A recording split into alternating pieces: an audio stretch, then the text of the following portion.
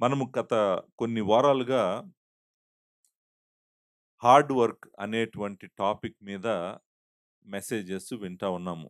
కష్టపడి పని చేయుట. హార్డ్ వర్క్‌కి నిర్వచనం గూడా నేను చెప్పాను. హార్డ్ వర్క్ అంటే ఏంటంటే, ఏదైనా ఒక గమ్యాన్ని చేరాలని, ఆ గమ్యాన్ని చేరటానికి నువ్వు పడేటువంటి శారీరక లేకపోతే మానసిక శ్రమని మనము హార్డ్ వర్క్ అని అంటామనమాట. హార్డ్ వర్క్ చేసేటప్పుడు ప్రతిసారి గూడా నీకు ఒక గమ్యం ఉండాలి. ఒక గోల్ ఉండాలి. ఆ గోల్‌ని అధిగమించటానికి లేకపోతే ఆ గోల్ దగ్గరికి వెళ్ళటానికి నువ్వు చేసేటువంటి గట్టి ప్రయత్నాన్నే మనము హార్డ్ వర్క్ అని అంటాము. ఆ ప్రయత్నము చేయకుండా, గమ్యము లేకుండా, ఎందుకు బ్రతుకుతున్నారో తెలియకుండా బ్రతికేటువంటి జీవితాన్నే మనము సోమరితనము లేకపోతే లేజినెస్ అని అంటామనమాట. అంటే అర్థం ఏంటంటే ఏం చేయకుండా, మెదలకుండా, ప్లాన్ జేసుకోకుండా సంవత్సరాలన్నీ వేస్ట్ చేసుకుంటాన్ని మనం లేజినెస్ అంటామనమాట. ఇప్పుడు ఇది మూడో వారం నేను వాక్యం చెప్తున్నాను ఈ టాపిక్ మీద.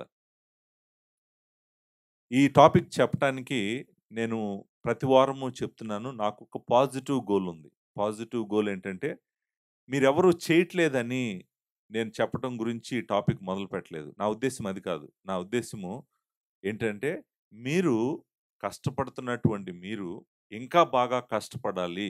ఒకవేళ మీరు కష్టపడకుండా గనుకుంటే, బాగా కష్టపడటం నేర్చుకోవాలి అన్నటువంటి ఒక పాజిటివ్ ఉద్దేశ్యంతోనే, ఒక మంచి ఆలోచించే నేను ఈ సీరీస్ చెప్పటం జరుగుతుంది. అంతేకాదు, మీరు నేను చెప్తున్నటువంటి మాటలు గనక మీరు వెంటనే మీ జీవితంలో గనక తీసుకొని, వాటిని ఇంప్లిమెంట్ చేయటం గనక, వాటిని మీ మీ జీవితాల్లో తీసుకొని, అలా గనక మీరు ప్రవర్తించటం మొదలుపెడితే గనక, మీకు ఫలితాలు కనిపిస్తయి. రిజల్ట్స్ కనిపిస్తయి. రిజల్ట్స్ స్లోగా కనిపించినా గూడా, రిజల్ట్స్ అయితే మీకు కనిపించటం మొదలుపెడతాయి. మీరు నేను చెప్పిన వాక్యం అంతా విని దాన్ని అర్థం చేసుకొని, దాన్ని జాగ్రత్తగా మూట కట్టి పక్కన పెట్టారనుకోండి. అది మీకు ఏ ఆశీర్వాదము తేదు. మీకు ఏ ఫలితము తేదు. సో, నేను చెప్తుందేంటంటే, నేను చెప్తున్నప్పుడు మీరు వింటుంటే గనక, మీరు వెంటనే దాన్ని తీసుకోండి. స్వీకరించండి. స్వీకరించి దానిని మీ జీవితంలో అప్లై చేయటానికి ప్రయత్నం చేయండి. దేవుడు నాకిచ్చినటువంటి 24 గంటల్లో నేను 8 గంటలు పడుకున్నా గూడా, మిగిలిన గంటలన్నీ కూడా 16 గంటలన్నీ కూడా నేను కష్టపడతాను. దేవుడు నన్ను కష్టపడేటట్టు చేశాడు. నేను పని చేయటం మంచిది అనేటువంటి నిర్ణయానికి గనుక మీరొచ్చారంటే, you will see the results. నేను చెప్తున్నటువంటి 10 ఆశీర్వాదాలను కూడా మీరు చూస్తారు. అలా చేయకుండా డిలే చేసుకుంటా వెళ్తంటే ఎంతకాలం డిలే చేస్తే అంతకాలం రిజల్ట్స్ ప్రొడ్యూస్ అవ్వడంలో డిలే అవుతా ఉంటదనమాట. మీరు చేయగలరు. నేనేం చెప్తున్నానంటే మీరు చేయగలరు. నేను చేయగలను అనేటువంటిది మీరు గుర్తుంచుకోవాలి. ఎందుకంటే అన్నిటికన్నా సృష్టిలో గొప్ప కృప దేవుడు మనకిచ్చిందేంటంటే, ఆయన స్వరూపంలో మనం ఉన్నాం. దేవుని స్వరూపం మనలో ఉంది. దేవుని స్వరూపము మనిషిలో ఉన్నటువంటి ఒక గొప్ప బ్లెస్సింగు. దాని కృపతో ఆయనిచ్చినటువంటి స్వరూపం అనేటువంటి కృపతో మనము ఆయనను ఈ లోకంలో చూపించగలం. ఆయన ఆలోచించిన విధంగా మనం ఆలోచించగలము. ఆయన క్రియేట్ చేసిన విధంగా మనం క్రియేట్ చేయగలము. ఆయన కష్టపడుతున్న విధముగా మనం కష్టపడగలము. సో, చాలా మార్గాలలో మనము దేవుణ్ణి కష్టపడటం ద్వారా చూపించగలమనే నేను నమ్ముతున్నాను. సో, ప్రాముఖ్యంగా యవ్వనస్తులకు కూడా నేను చెప్తుందేంటంటే, హార్డ్ వర్క్ అనేటువంటి ఈ టాపిక్ ఒకటే కాదు. నేను రాబోయే సంవత్సరాల్లో వరుసన టాపిక్ బై టాపిక్ చెప్పుకుంటూ వెళ్తాను. మీరు గనక జాగ్రత్తగా నేను చెప్పేటువంటి టాపిక్స్ గనక మీరు వింటూ, మీ లైఫ్‌ని అలా బిల్డ్ చేసుకుంటే గనక, దేవునికి మీరు చాలా మహిమ తెస్తారు అనేటువంటిది యవ్వనస్తులకు కూడా నేను జ్ఞాపకం చేస్తా ఉన్నాను. చూడండి, కష్టపడి పని చేయటము ఎంత ఇంపార్టెంటో మీకు జస్ట్ సింపుల్ ఒక ఎగ్జాంపుల్ చెప్తాను. నేను ఇంట్లో నుంచి బయలుదేరి బయటికి వెళ్ళాలని మా ఇంట్లో నుంచి బయటకొచ్చాను. బయటకొచ్చినప్పుడు నేను చెప్పులు వెతుక్కుంటున్నాను. లేకపోతే షూస్ వెతుక్కుంటున్నాను. మీరు జాగ్రత్తగా ఆలోచించండి. నేను బయటకొచ్చి రోడ్డు పైకి వెళ్ళటానికి చెప్పులు వెతుక్కుంటున్నప్పుడు చెప్పులు లేవనుకోండి అక్కడ. షూస్ వెతుక్కుంటున్నప్పుడు షూస్ లేవనుకోండి అక్కడ. లేకపోతే నీ కాలుకేసుకోవటానికి సాక్స్ లేవనుకోండి. నువ్వు అలానే బేర్ ఫూట్‌తో అంటే ఏమీ లేకుండా ఒంటి కాలుతో నువ్వు బయటికి వెళ్లి రోడ్డు మీద నడవటం మొదలుపెట్టావనుకోండి. నీకెలా అనిపిస్తది? కష్టంగా ఉంటది. అంటే నీకున్న ఆ కష్టాన్ని తీర్చటం కోసం ఇంకొక వ్యక్తి ఎవరో కష్టపడి నీకు చెప్పులు తయారు జేసి ఇచ్చాడు. నీకు షూస్ తయారు జేసి ఇచ్చాడు. నీకు సాక్స్ తయారు జేసి ఇచ్చాడు. అంతేకాదు నువ్వు యేసుకునేటువంటి నీ షర్ట్ ఎవరో కష్టపడి తయారు జేస్తే వచ్చింది. నువ్వు పెట్టుకునే కళ్ళజోడు ఎవరో తయారు జేస్తే వచ్చింది. కష్టపడితే వచ్చింది. నువ్వు వాడే ఫోను ఎవరో తయారు జేస్తే వచ్చింది. కష్టపడితే వచ్చింది. నువ్వు తినే ఆహారము ఎవరో కష్టపడితే వచ్చింది. నువ్వు తాగే పాలు ఎవరో కష్టపడితే వచ్చినాయి. నీ జీవితంలో నువ్వు అనుభవించే ప్రతిదీ గూడా నేనంటుంది నీకు రోజు కావాల్సినటువంటివి, అవసరమైనటువంటివి నీకు తెచ్చిపెడుతుందేంటో చెప్పమంటావా నీ దగ్గరికి? ఒక మనిషి యొక్క కష్టం. ఒక మనిషి యొక్క కష్టం. నువ్వు బయటికి వెళ్ళాలనుకోండి, బైక్ లేదనుకో, సైకిల్ లేదనుకో, నువ్వు కారు లేదనుకో, ఎలా ఎళ్తావు బయటికి? సో, అది అక్కడికి రావాలంటే ఎవరో కష్టపడితేనే కదా అది అక్కడికొచ్చింది. నీ దగ్గర బైకుంది, కారుంది. కానీ అది నడవటానికి పెట్రోల్ లేదనుకోండి.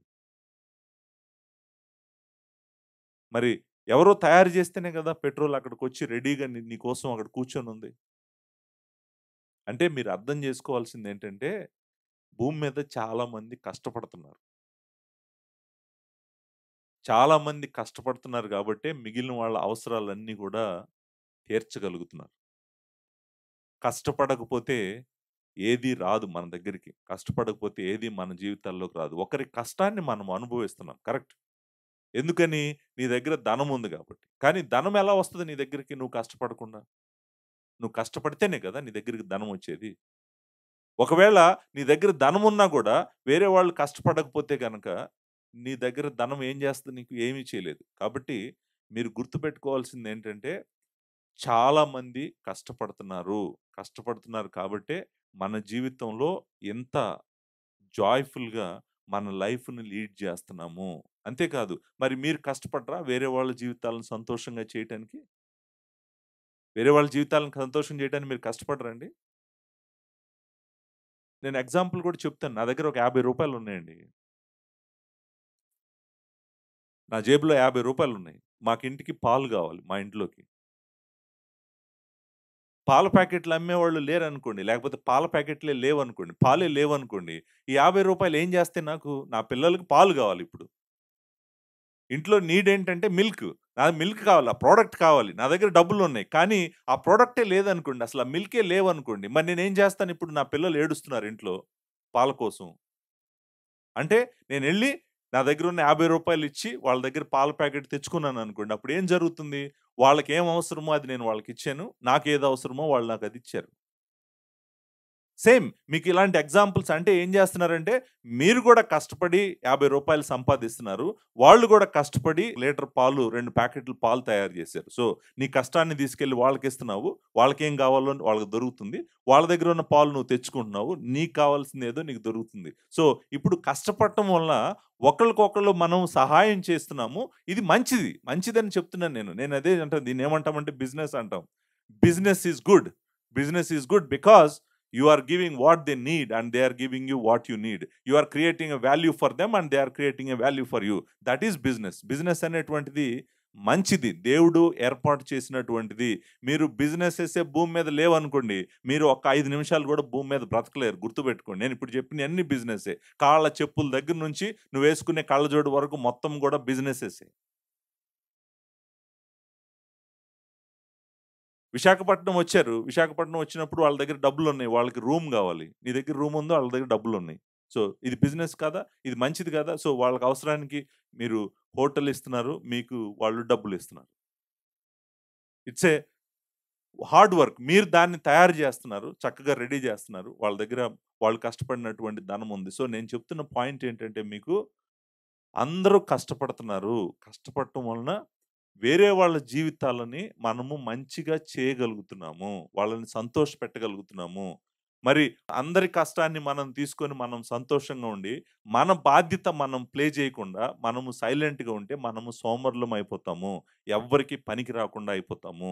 దేవునికి ఏమాత్రము మహిమ తేలేము. నిజానికి ఈరోజు నేను చెప్పబోయే పాయింట్స్‌లో ది లాస్ట్ పాయింట్ అదేననమాట. దేవునికి మన జీవితాల ద్వారా మహిమ రావాలి. మహిమ రావాలి. మీరు ఊహించండి నిజంగానే. ఒక్కసారి ఊహించండి. బిజినెస్ లేదనుకోండి భూమి మీద. ఏం జరుగుతది? ఏమీ జరగదు. కష్టపడటం లేదనుకోండి భూమి మీద ఏం జరుగుతది? ఏమీ జరగదు. అందరూ ఆకలితో చచ్చిపోతారు. అవసరాలు బోలెడన్నుంటాయి. మెటీరియల్ లేదు. కావాల్సింది ఒక్కటి కూడా మన చేతుల దగ్గర లేదు. అందుకని కష్టపడటం అనేటువంటిది చాలా ప్రాముఖ్యం. మీరు గుర్తుపెట్టుకోండి కష్టపడాలి. ప్రతి ఒక్క వ్యక్తి గూడా కష్టపడాలి. నేను లాస్ట్ సండే ఒక 5 ఆశీర్వాదాలు చెప్పాను. దేవుడు కష్టపడేటువంటి వారికి దేవుడిచ్చేటువంటి ఒక 5 ఆశీర్వాదాలు చెప్పాను. ఈ సండే ఇప్పుడు నేను ఇంకొక 5 ఆశీర్వాదాలు చెప్పబోతున్నాను.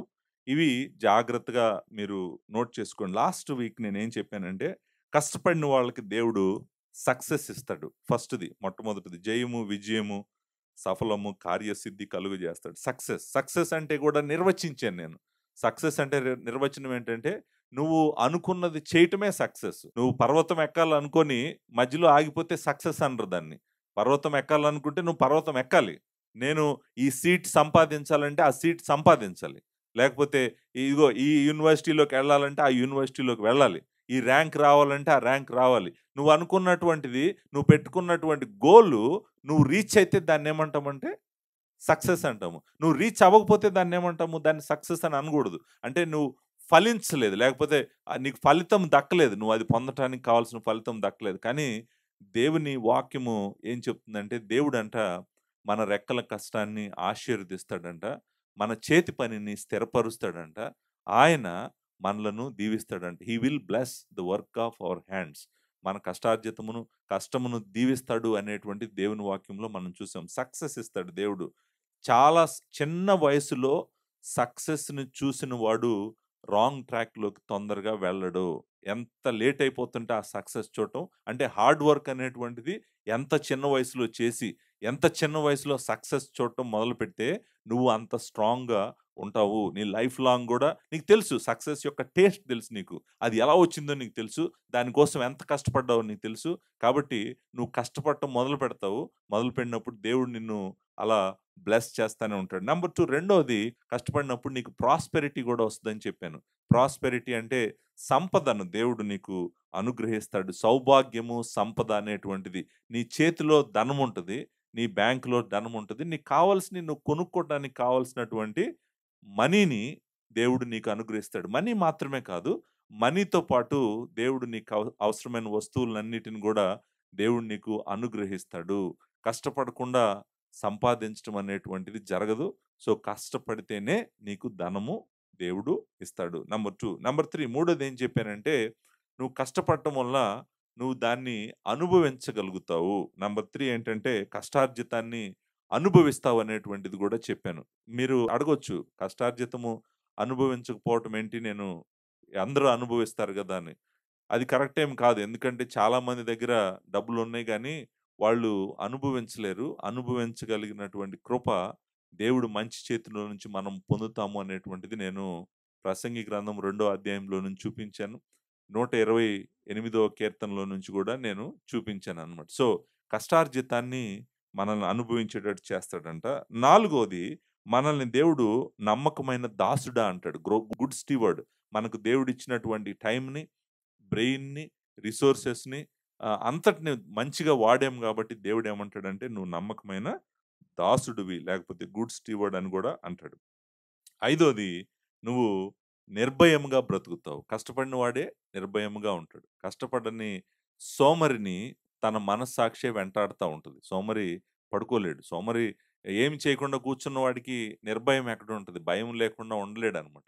కానీ ఎవరైతే కష్టపడతారో వాళ్ళు కష్టపడి వాళ్ళ జీవితాన్ని కట్టుకుంటారో, వాళ్ళు భయము లేకుండా ఉంటారు. నిర్భయముగా ఉంటారు అనేటువంటిది ఐదో పాయింట్ చూసాం. ఈరోజు మిగిలిన 5 నేను చెప్పటానికి ప్రయత్నం చేస్తాను. దయచేసి వన్ బై వన్ మీరు చూడటానికి ప్రయత్నం చేయండి. ఆరో పాయింట్ ఏంటంటే, మనం కష్టపడితేనంట మనకు మంచి సాక్ష్యం ఉంటదంటండి. గుడ్ విట్‌నెస్ మంచి సాక్ష్యము అనేటువంటి మాట అన్నమాట. గుడ్ విట్‌నెస్ మంచి సాక్ష్యము ఉంటది. నిజమే గదండీ! మనము ఉద్యోగంలో ఉన్నప్పుడు బాగా కష్టపడ్డామనుకోండి, మనకు ఎలాంటి సాక్ష్యం ఉంటది మన ఎంప్లాయర్ దగ్గర? మంచి సాక్ష్యము ఉంటది. నేను బిజినెస్ చేస్తా ఉన్నప్పుడు నేను కష్టపడి పని చేశాననుకోండి, నాకు బిజినెస్ ఇచ్చినటువంటి ఓనర్సు ఏమంటారు? "ఓహ్! నువ్వు కష్టపడి పని చేస్తావు కాబట్టి, నువ్వు మంచి సాక్ష్యాన్ని సంపాదించుకుంటావు. నువ్వు ఈ సర్వీస్ అయినా, అది జాబ్ అయినా, అది ప్రొడక్ట్ అయినా, ఏదైనా కూడా నువ్వు కష్టపడినప్పుడు, నువ్వు బెస్ట్ ఇచ్చినప్పుడు, నువ్వు మంచి సాక్ష్యాన్ని సంపాదించుకుంటావు. గుడ్ టెస్టిమనీ అనేటువంటిది నీకు ఉంటది." మనము చాలా సార్లు జాబ్స్‌లో ఉన్నప్పుడు చూస్తాం. ఏం చూస్తామంటే, ఎంత కష్టపడ్డావు, ఎంత పని చేశావు అనేటువంటిది పర్ఫార్మెన్స్ రివ్యూస్ అంటాం. మనం కంపెనీస్‌లో ఏం చేస్తారంటే, ఆ సంవత్సరం అంతా నీకిచ్చిన పనిని నువ్వెంత బాగా చేశావు అని వాళ్ళు సంవత్సరం అయిన తర్వాత, లేకపోతే ఈచ్ క్వార్టర్ అయిన తర్వాత వాళ్ళు పర్ఫార్మెన్స్ రివ్యూస్ చేస్తారు. పర్ఫార్మెన్స్ రివ్యూస్ చేసినప్పుడు వాళ్ళేం చెప్తారంటే, "ఇదిగో నువ్వు బానే చేస్తున్నావు, లేకపోతే నువ్వు సరిగ్గా చేయట్లేదు. నీ వర్క్ ఇంప్రూవ్ చేసుకోవాలి." ఇలాంటి మాటలు మాట్లాడుతుంటారనమాట. సో, నేను చెప్పాలనుకున్న పాయింట్ ఏంటంటే, నువ్వు గనక కష్టపడితే నువ్వు తప్పకుండా మంచి సాక్ష్యాన్ని నువ్వు సంపాదించుకుంటావు. నువ్వున్న ప్లేస్‌లో అందరూ నిన్ను చూస్తారు. నిన్ను గమనిస్తున్నారు. గమనించినప్పుడు నువ్వు కష్టపడేవాడిగా ఉంటే నీకు మంచి సాక్ష్యాన్ని దేవుడు అనుగ్రహిస్తాడు. నా జీవితంలో నేను దీన్ని చూసాను. నేను అనుకుంటాను చాలామంది వాళ్ళ జీవితాల్లో ఇది చూసారు. దేవుడు నిన్ను చక్కగా ఒక మంచి సాక్ష్యం కలిగిన వ్యక్తిగా ఉంచుతాడు. నేను దీన్ని ఏం చేస్తానంటే చూపించటం కోసం నేను ప్రయత్నం చేస్తాను. నువ్వు నిజంగా నీకు ఎలాంటి సాక్ష్యము దేవుడు అనుగ్రహిస్తాడో నేను చూపిస్తాను. దేవుని వాక్యము న్ నెగెటివ్ సైడ్ చాలా మాట్లాడుతుందనమాట. దేవుని వాక్యం నెగెటివ్ సైడ్ అంటే అర్థం ఏంటంటే, పని చేయని వాడు మంచి సాక్ష్యాన్ని పొందలేడు. అది చెప్తుంది దేవుని వాక్యం. చాలా చెప్తుందండి. దేవుని వాక్యం ఏం చెప్తుందంటే, ఎవరైతే కష్టపడ్డో వానికి సాక్ష్యము ఉండదు.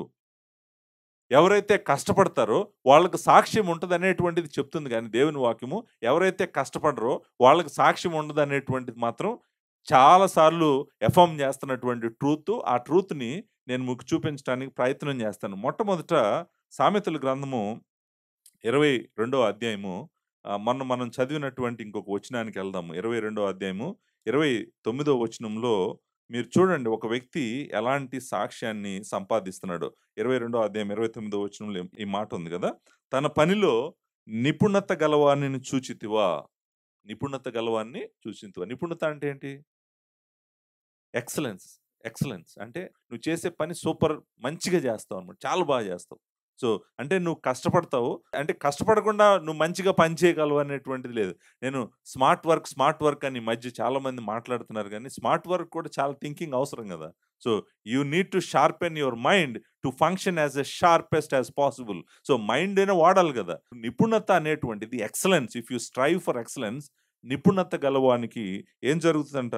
అల్పులైన వారి ఎదుట కాదు, వాడు రాజుల ఎదుటనే నిలుచును. అంటే ఇప్పుడు ఏమొచ్చిందండి ఆ వ్యక్తికి? మంచి సాక్ష్యం వచ్చిందా లేదా? చూడండి అందరి ముందు కంపెనీలో నిన్ను అందరి ముందు నిలబెట్టి, సీఈఓ ముందు నిలబెట్టాడనుకోండి దేవుడు. సీఈఓ చేతిలో నుంచి నువ్వు ఒక అవార్డ్ తీసుకుంటున్నావనుకో. ఎందుకని? ఎందుకని అవార్డ్ తీసుకుంటున్నావు? ఎందుకని తీసుకుంటున్నావు అంటే, నువ్వు చాలా కష్టపడ్డావని మీ కంపెనీలో అందరూ రికగ్నైజ్ చేశారు. దానికి గుర్తుగా నీకు అవార్డ్ ఇచ్చి అందరి ముందు చెప్తుందేంటంటే, చాలా కష్టపడ్డాడు అని చెప్తున్నాడు. కష్టపడినప్పుడు చూడండి ఎంత మంచి సాక్ష్యము ఒక వ్యక్తికి కలుగుతుందో మీరు అర్థం చేసుకోండి. సో, ఇది పాజిటివ్ సైడ్. పాజిటివ్ సైడ్ ఏంటంటే, ఎవరైతే కష్టపడ్డారో వాళ్ళు ఉన్నతమైన స్థితికి ఎళ్ళటం మాత్రమే కాదు గానీ, వాళ్ళు మంచి సాక్ష్యాన్ని సంపాదిస్తారు అనేటువంటిది మీరిక్కడ చూస్తాం. నేను రిసీవ్ చేసుకున్నాను. సీఈఓ దగ్గర నుంచి డైరెక్ట్‌గా అవార్డ్ తీసుకున్నాను. నేను నేను జాబ్ చేసేటప్పుడు. అబుదాబిలో చేసేటప్పుడు, జాబ్ చేసేటప్పుడు మా కంపెనీలో ఉన్నటువంటి అందరిలో గూడా నాకు తెలిసి కొంతమందిని ఔట్‌స్టాండింగ్ పెర్ఫార్మర్స్ అని రికగ్నైజ్ చేశారు. సీఈఓ డైరెక్ట్‌గానే మాకు అవార్డ్స్ ఇవ్వటం జరిగిందనమాట. సో, ఆ అవార్డ్ నా చేతిలోకి వచ్చినప్పుడు నిజంగా నేను అనుకుంటాను, దేవునికి మంచి సాక్షిగా నేను అక్కడ నిలబడ్డాను ఆ కంపెనీలో.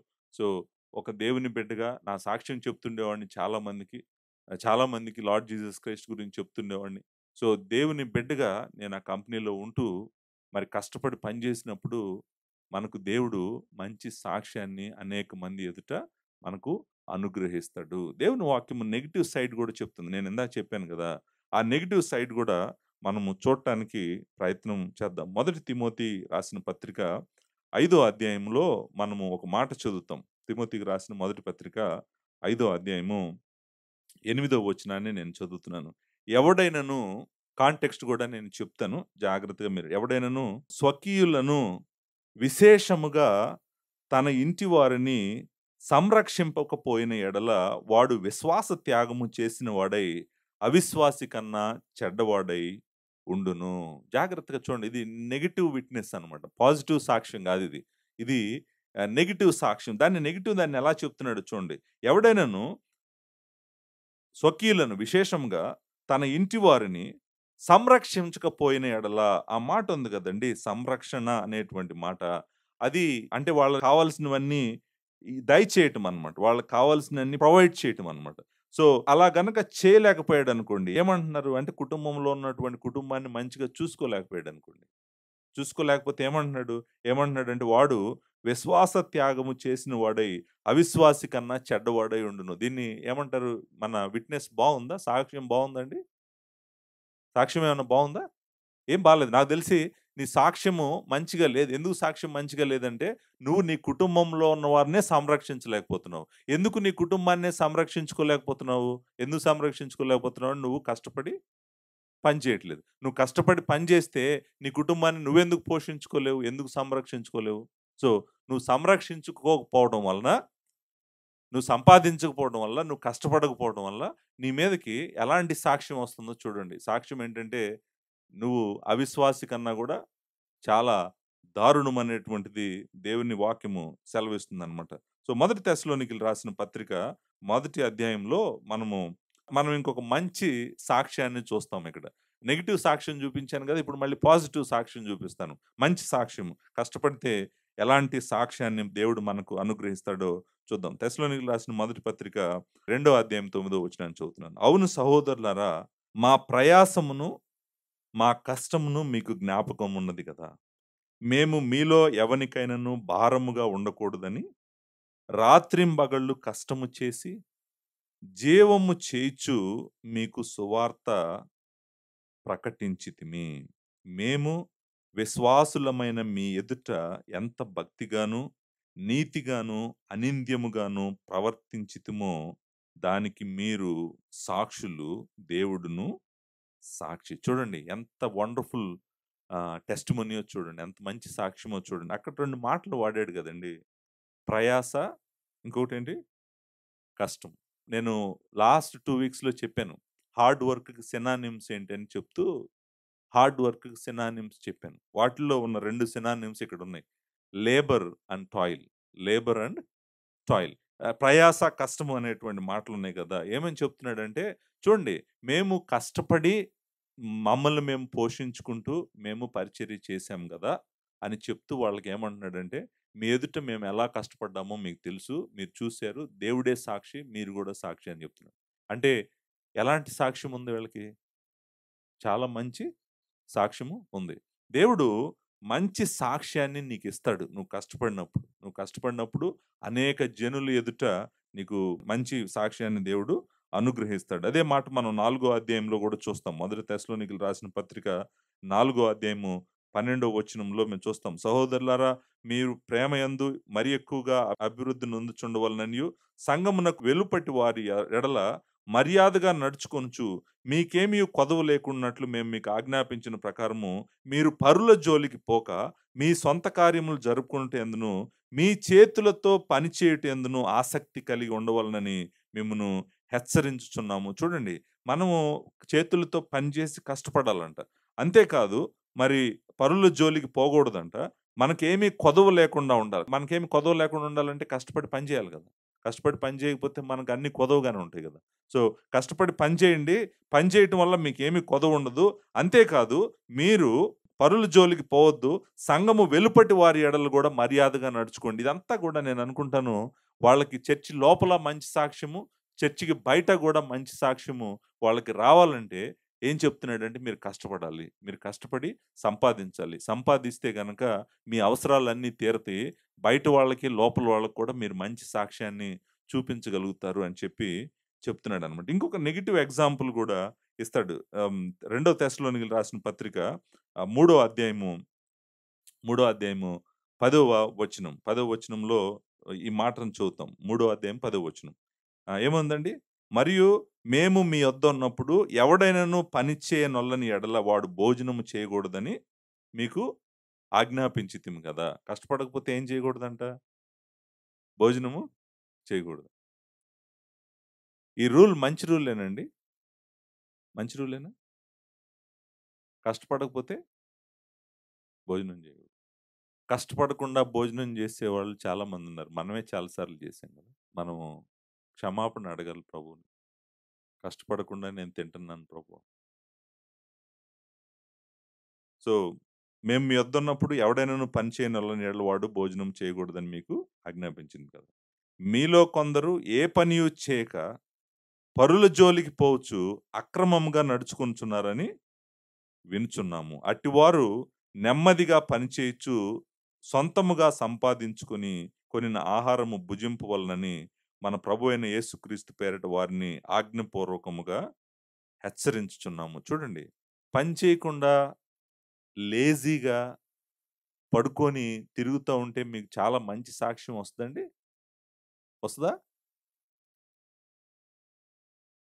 ఎప్పటికి రాదు. మీరు గుర్తుపెట్టుకోండి. మీకెప్పటికి మంచి సాక్ష్యం రాదు. మీరు కష్టపడి పని చేస్తేనే మీకు మంచి సాక్ష్యము వస్తది. మీకు గుర్తుందా? గుణవతి అయిన భార్య ఎంత కష్టపడుతుందో మీకు సామెతల గ్రంథం 31 అధ్యాయం నేను చూపించాను కదా! ఆమెని ఆమె బిడ్డలు పొగిడారు. ఆమె భర్త గూడా పొగిడాడు. మంచి దానవని తన భర్త పొగిడాడు. నా తల్లి బెస్ట్ అని పిల్లలు గూడా పొగిడారు. ఎప్పుడు గూడా అదే వాళ్ళమ్మ ఏం పని చేయకుండా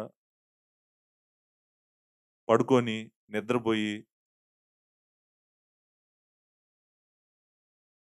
ఏమి సంపాదించకుండా, ఏం పట్టించుకోకుండా కుటుంబాన్ని అనారోగ్యంతో లావుగా అయిపోయి అలా అయిపోయిందనుకోండి. మంచి సాక్ష్యం ఉందని చెప్తాడా? భర్త చెప్తాడా? లేకపోతే కొడుకులు చెప్తారా? పిల్లలు చెప్తారా? నేననుకుంటాను గుణవతి అయిన భార్య మనందరికీ ఒక ఎగ్జాంపుల్ అండి. Excellent example. ఆమె జీవితము ఎక్సలెంట్ లైఫ్. ఎందుకంటే తెల్లవారుజామునే లెగుస్తదంట. రాత్రి అయ్యేంత వరకు కష్టపడుతదంట. తన చేతులతో కష్టపడుతుంది. నడుముకు కట్టుకొని తన చేతులతో కష్టపడుతుంది. అందుకనే ఆమె మంచి సాక్ష్యాన్ని సంపాదించుకుంది. మంచి సాక్ష్యం మనం కలిగి ఉండాలంటే చూడండి, నేను కష్టపడకుండా వేరే వాళ్ళ దగ్గరికెళ్ళి డబ్బులు అడుగుతా ఉన్నాననుకోండి. అది సాక్ష్యం మంచిది గాదు. సంఘంలో మంచి సాక్ష్యం లేదు నీకు. సొసైటీలో గూడా మంచి సాక్ష్యం లేదు. సో, ఎవరైతే కష్టపడతారో వాళ్ళకు మాత్రమే మంచి సాక్ష్యాన్ని కలిగి ఉండగలరు. అది ఆఫీస్‌లోనైనా, అది బిజినెస్‌లోనైనా, అది ఇంట్లోనైనా, అది సొసైటీలోనైనా. కష్టపడితేనే దేవుడి నామానికి నువ్వు మహిమ తేగలవు. నువ్వు మంచి సాక్ష్యాన్ని కలిగి ఉండగలవు. చూడండి, నువ్వు కాలేజీ ఫస్ట్ వచ్చావనుకో, లేకపోతే స్కూల్ ఫస్ట్ వచ్చావనుకో, ఒక దేవుడిని నమ్ముకున్న బిడ్డగా ఎలాంటి సాక్ష్యం ఉంటది? నేను పాలిటెక్నిక్ కాలేజ్ చదువుతున్నప్పుడు నేను రెండో సంవత్సరం, మూడో సంవత్సరంలో నేను కాలేజ్ ఫస్ట్ వచ్చాను. నాకు నాకిప్పటికీ గుర్తుంది. నేను ఫస్ట్ ఇయర్‌లో ఉన్నప్పుడు దేవుడిని నమ్ముకున్నాను. చిన్న బైబిల్ స్టడీ జరుగుతుండేది. ఒక 10 మంది అలా ఉండేవాళ్ళం. నేను మూడో సంవత్సరం అయిపోయేటప్పటికే మా కాలేజీలో 90 మందున్నారు బైబిల్ స్టడీస్‌కొచ్చేవాళ్ళు. చాలా మందికి నిజంగానే దేవుడు నా సాక్ష్యాన్ని, నా జీవితాన్ని సాక్ష్యంగానే పెట్టాడు వాళ్ళందరి ఎదుట. అది మంచిది. దేవుడు మహిమ తెచ్చుకుంటాడు. ఏదో నేను బాగా చదివాను గాబట్టి వాళ్ళందరూ వచ్చారు అనట్లేదు నేను. దేవుడు నా సాక్ష్యాన్ని గూడా వాడుకున్నాడు తన మహిమ కోసం. నేను చెప్తే వచ్చేవాళ్ళు బైబిల్ స్టడీకి రమ్మని అడిగితే. సో, మంచి సాక్ష్యము నీకు కాలేజీలో ఉండాలి, స్కూల్లో ఉండాలి, చర్చ్‌లో ఉండాలి, ఇంట్లో ఉండాలి. ప్రతి చోట నువ్వు మంచి సాక్ష్యం కలిగిన వాడుగా నువ్వు ఉండాలంటే నువ్వు కష్టపడాలి. కష్టపడకుండా నువ్వు సాక్ష్యాన్ని డిమాండ్ జేయలేవు. You can never demand it. You earn it. You earn it. కష్టపడితే దేవుడు నిన్ను తప్పకుండా మంచి సాక్షిగా ఆయన వాడుకుంటాడు. ఆయన మహిమ తెచ్చుకుంటాడు. అనేక మందిని నీ ద్వారా ఆశీర్వదిస్తాడు. సో, ఆ సాక్ష్యము మనకు వస్తది. లేకపోతే మనకు సాక్ష్యము, మంచి సాక్ష్యము ఉండదనమాట. సో, పరుల జోలికి పోయేవారిగా, లేకపోతే మనము తినటానికి కూడా యోగ్యత లేదని దేవుని వాక్యం ప్రొహిబిట్ చేస్తుంది. కష్టపడినవాడు తినొద్దంట. పని చేయనివాడు తినొద్దంట. సో, అది ఆరో పాయింట్. ఏడో పాయింట్‌లోకెళ్దాం. ఏడో పాయింట్ ఏంటంటే, నువ్వు కష్టపడితే నువ్వు బీదలకు ఇవ్వగలవు. బీదలకు ఇవ్వగలవు. కష్టంలో ఉన్న వాళ్ళకి సహాయం చేయగలవు. నువ్వే కష్టపడకపోతే కష్టంలో ఉన్న వాళ్ళకి నువ్వేం సహాయం చేస్తావు? ప్రాముఖ్యంగా నేనిక్కడ మాట్లాడుతుంది అవసరంలో ఉన్న వాళ్ళకి, లేకపోతే కష్టంలో ఉన్నటువంటి వాళ్ళకి నువ్వు సహాయము చేయగలిగేవాడిగా దేవుడు నిన్ను చేస్తాడు. నువ్వు గనక కష్టపడి పని జేస్తే గనక. కష్టపడి పని జేస్తే నీకు నువ్వు ఆశీర్వాదకరంగా ఉండటం కాదు గానీ, అనేక మందికి నిన్ను ఆశీర్వాదకరంగా దేవుడు చేస్తాడు అనేటువంటిది గొప్ప సత్యము. చూడండి, మనము దేవుడు మంచి చేతి నుంచి ఎంతో పొందాం. మన జీవితాలు దేవుడి కృప, మన కుటుంబాలు దేవుడి కృప, మన మన బిడ్డలు దేవుని కృప, మనం అనుభవిస్తున్న ప్రతిదీ గూడా దేవుని కృపే. దేవుని విస్తారమైన కృప మనం అనుభవిస్తా ఉన్నాము.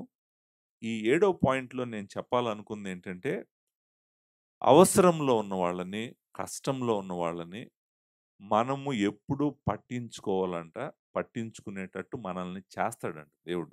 చేయాలి అనేటువంటిదే దేవుని వాక్యము చెప్తుంది. నేను జాగ్రత్తగా దాన్ని మీకు వాక్యంలో నుంచి చూపించటానికి ప్రయత్నం జేస్తాను. అంటే దేవుడు కోరుకుంటుంది బీదల విషయంలో ఆయన గూడా మరి జాలి కలిగున్నాడు వాళ్ళ పట్ల. లేకపోతే అవసరంలో ఉన్న వాళ్ళ పట్ల ఆయన గూడా జాలి కలిగున్నాడనేటువంటిది మనం ఇక్కడ చూస్తాం. బీదలు ఎప్పుడూ ఉంటారు భూమి మీద. మీరు గుర్తుపెట్టుకోండి. బీదలు ఉంటారనే దేవుని వాక్యం చెప్తుంది. బీదలు భూమి మీద ఉంటానే ఉంటారు. వాళ్ళని కనికరించే విధంగా దేవుడు ఏం ఆలోచిస్తున్నాడో చూద్దాం. 41 కీర్తన మొదటి వచనంలో ఈ మాట చదువుతాం. బేదలను కటాక్షించువాడు ధన్యుడు. ఆపత్కాలమందు యెహోవా వానిని తప్పించును. ఆపత్కాలమందు యెహోవా వానిని తప్పించును. సో, మీరు గమనించిందేంటంటే, బేదలకు కనికరం చూపించటము, బేదలను దేవుడు ఎలాగైతే మనము దేవుడి దగ్గర నుంచి ఎలాగైతే కటాక్షం పొందామో, అలా మనము కటాక్షము చూపించేవారిగా ఉండాలని దేవుడు కోరుకుంటా ఉన్నాడు. మనము ద్వితీయోపదేశ కాండము 15వ అధ్యాయంలో మనం బేదల గురించి దేవుడు చాలా ఎలాంటి హృదయము కలిగి ఉన్నాడు అనేటువంటిది మనము చూస్తాం. 15వ అధ్యాయము 7వ వచనం నుండి మనం కొన్ని మాటలు నేను చదువుతాను. నీ దేవుడైన యెహోవా నీకిచ్చుచున్న దేశమందు నీ పురములలో ఎక్కడైనను నీ సహోదరుల్లో ఒక బేదవాడు ఉండిన యెడల, బేదవాడైన నీ సహోదరుని కరుణింపకుండా నీ హృదయమును కఠినపరచుకొనకూడదు. అర్థమైందండి? ఎవరైనా గూడా నీ మధ్యలో బేదవాడుంటే వాళ్ళని నువ్వు కనికరించకుండా కఠినపరచుకోకూడదు. నీ చెయ్యి ముడుచుకొనక వాని కొరకు అవశ్యముగా చేయి చాచి, వాని అక్కర చొప్పున ఆ అక్కరకు చాలినంత అవశ్యముగా వానికి అప్పియవలెను. మనీ ఇవ్వటం గురించి మాట్లాడుతున్నాడు. విడుదల సంవత్సరమైన 7వ సంవత్సరమును సమీపమై ఉన్నదని చెడ్డ తలంపు నీ మనసులో పుట్టక ఉండునట్లు జాగ్రత్త పడుము. ఎందుకంటే 7వ సంవత్సరం ల్యాండ్‌ని ఫ్రీగా వదిలేయాలి. 6 సంవత్సరాలు నువ్వు పండించుకోవాలి. 7వ సంవత్సరము ప్రాముఖ్యంగా బేదల కోసము, బేదలు తిన్న తర్వాత పశువుల కోసము భూమిని విడిచిపెట్టాలి. 7వ సంవత్సరం వస్తుంది గదా! అని నువ్వు హృదయం కఠినపరచుకోవద్దు.